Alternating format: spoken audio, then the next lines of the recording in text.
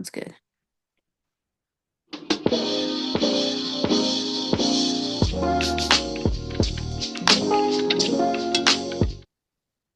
Hi, everyone. My name is Giselle, and today we have with Zach, and we will be talking about The Courtroom, transcript arranged by Arian Moyad in the Oakland Project Theater.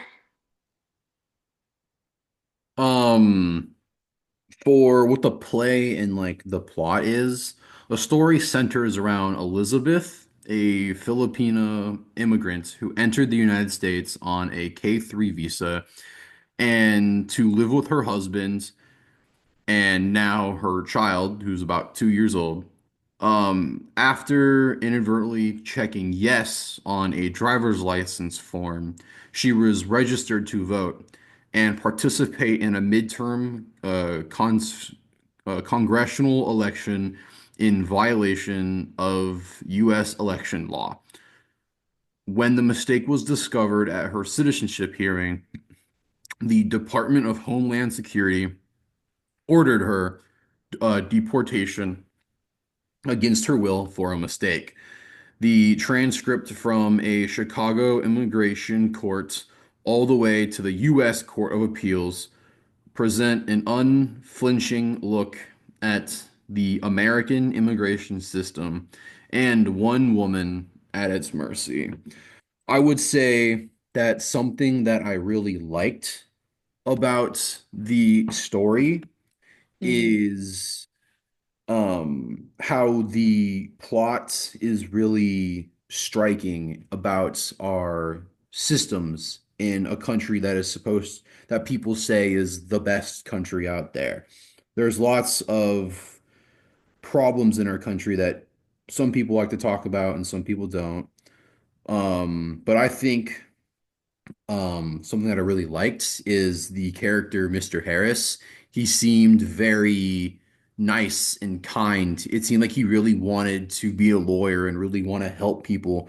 The way he was acting, helping Elizabeth, is he's like he really feels the family struggle and trauma that is going through because of a innocent mistake and not just her mistake, but even the rushed employee of the like driver's license area. I think it was probably the DMV that was in charge of that.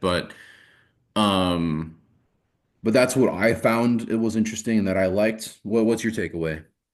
Something that I really liked was the use of space and how like it was a small stage, but we were us as an audience were also part of that stage, and how um the front the front stage was used as a podium for witness, and then the back of the stage was used for the lawyers and the judge, which usually in a courtroom setting it is not set up that way, which was very interesting, especially with the way that both judges used left stage and right stage to kind of maneuver around the witness in center stage, and how they kind of interacted with them. Um, was there anything that you had like a personal connection to in this play? I didn't really have a personal connection. I'll get into that, but I will say I do feel something I really liked was when they went downstage before they like well started walking up to like talk about Elizabeth. But Hmm. I don't really have a personal connection. It was more about like because in my family we've never really had anyone get like go to like needing a lawyer or being taken to court. And I've never really had to worry about like my citizenship because I was born here and my parents were born here. So I never had to worry about like deportation, especially when it was just an innocent mistake and she honestly didn't know what she was doing.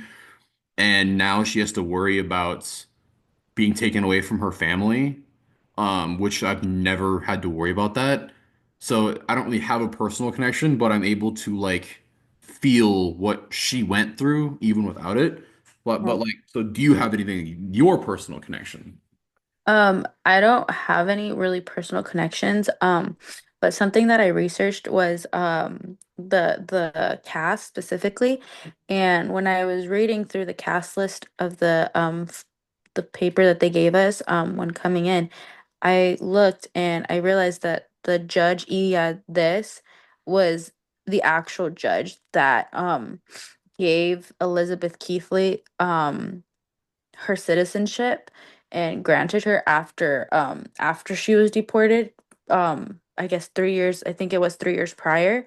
And I found that really interesting, mostly because, you know, it is a very what it's a very widely known case now. And, given the fact that it's an Oakland Theater Project play, it's a very small play, small run, everything. Someone who helped Elizabeth Keithley grant her citizenship to the United States was actually performing as herself.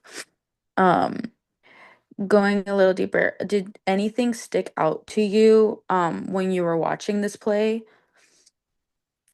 Yeah, I think the thing that really stuck out to me was like the emotions. It was very, very like tense because like I think what really stuck out the most was the clock. The clock Hmm. really felt like her timeline was ending, and this was like the make or break for her life. And it was like super tense whenever I heard that clock ticking. I felt really added to it. And I felt also like a discomfort because it was like I knew that this clock meant everything. It was very intense, and I thought like the moment that clock stops ticking is like the moment it's over, and I really liked that because it added to it, and I don't I think the character's choice of like of the enemy, like the enemy lawyer. I don't know their name. I forgot the name of the enemy lawyer, but it really stuck out. It was like they really made her a villain. But like, what do you think? Like, what frustrated you, or what made you feel discomfort? Um, I think the one thing that kind of intrigued me was also the clock.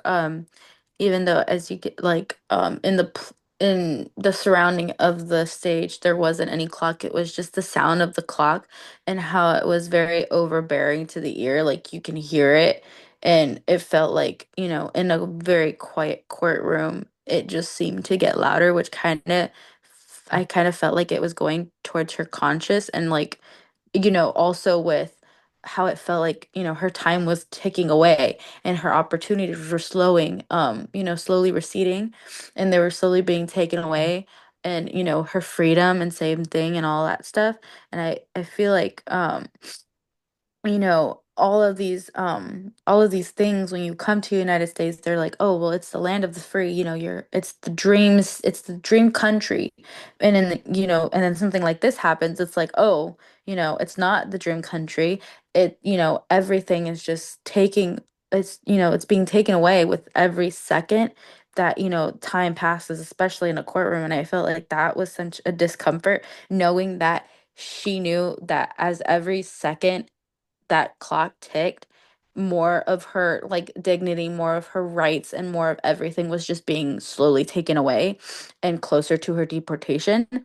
And I just found that like really interesting, especially even with the double play of each of the character or each of the actors, and how each Gabriela Canales was playing Gulkenberger, which was the bad lawyer, essentially, and was also playing Margaret O'Donnell, which was the migration person who, I think, or was it the DMV person? I kind of forgot, but how she said that, this happens a lot more, and these mistakes happen so much that, they don't technically like realize how many mistakes are made within just the year. Got And it. But um oh, sorry. I just really want to know like. I would love to know your thoughts on like your take of the duality of, I don't know if it's duality is the right word, but like the difference between the two lawyers because there was really, they obviously showed like a really good lawyer Hmm. and a really bad lawyer. What would be your take on it? I feel like given lawyers, they have to be that type of person. They have to kind of separate themselves. So I feel like with the bad lawyer, it's hard to like um seeing a person in this type of like situation, it's like, you have to be the bad guy. You have to, you have to be mean. Um, and I feel like that's a really hard thing to do. But I also feel like just in general, um, I just feel like being able to do that must really suck. I don't know. I don't think I could ever do that. Like, did you have anything with the good or the bad lawyer? Like, and I, like, what did you think about it? I would say I agree and I disagree. Some people, I feel like, become lawyers knowing that they will be doing evil stuff, but they get to outthink it. But Yeah. that's also a very like a very small group of them. But I would say I loved the fact that the two lawyers seemed to really like there seemed to kind of be like a little bit of hate between them. Mm-hmm. But I think that's all we have time for today. I'm Yes. happy and thankful that well, we got to watch this play. I'd like to thank you for being my partner and thank you for everyone for listening. But we don't really have any more time. Um,